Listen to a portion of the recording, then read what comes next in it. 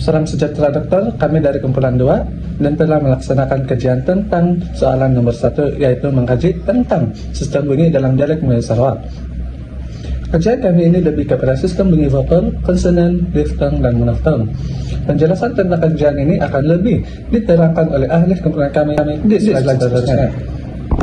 Sistem bunyi dalam vokal dialek Melayu Sarawak AMS terdiri daripada 8 fonem vokal, iaitu A, E, I, O, U dan seterusnya. Vokal-vokal ini dibahagikan kepada dua kategori, iaitu vokal asli seperti E, I, O, U serta vokal sekunder. Hasilan bunyi vokal ini bergantung pada kedudukan lidah dan keadaan bibir. Contohnya dalam dialek Melayu Sarawak, perkataan mengajar bermaksud mengajar, perkataan gago bermaksud sibuk, perkataan ngelayo bermaksud merayau.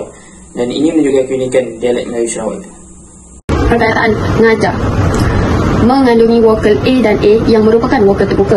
Vokal ini menghasilkan sebutan yang jelas dan lantang, sekaligus mengekalkan keaslian kata dasar ajar. Selain itu, perkataan nyapu terdiri daripada vokal A dan U. Gabungan vokal ini memberikan kesan bunyi yang bertenaga dan semula jadi dalam pertuturan harian masyarakat Sarawak.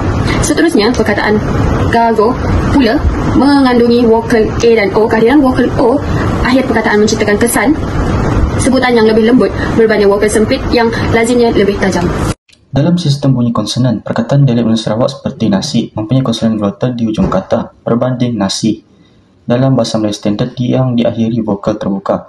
Ini menjadikan sebutan dialek Melayu Sarawak lebih tegas dan ringkas. Contoh lain, ngacau. Dalam dialek Melayu Sarawak digugurkan konsonan M dan NG berbanding dalam bahasa Melayu standard.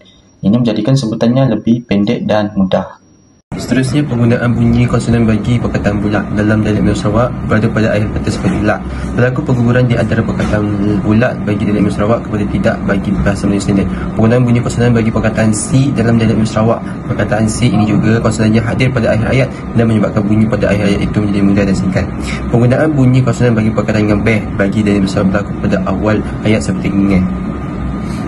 Seterusnya, saya akan menerangkan tentang penghasilan diftong dalam perkataan nerais. Perkataan nerais mengandung diftong AI, iaitu gabungan vokal A dan I yang dilafazkan bersambung sebagai satu bunyi yang pekat. Menjadikan sebutannya lebih lancar dan mencerminkan ciri khas bunyi dialek Melayu Sarawak seperti dalam sebutan nerais. Perkataan yang kedua adalah kusoi. Perkataan kusoi mengandung diftong AI yang gabungan vokal O dan I yang dilafazkan sebagai satu unit bunyi kusai atau kusoi dalam dialek Melayu Sarawak. Diftong ini memperkaya variasi sebutan dan memudahkan pengenalan kata dalam komunikasi harian. Seterusnya, bagi perkataan tahu iaitu diftong AU, gabungan A vokal depan rendah dan U vokal belakang sempit. Pergerakan lidah depan ke belakang dan bibir hampar menjadi bundar. Penambahan K memperkuatkan lagi intonasi dan sesuai dengan gaya penutur dialek Melayu Sarawak. Yang kedua ialah palo, iaitu bodoh.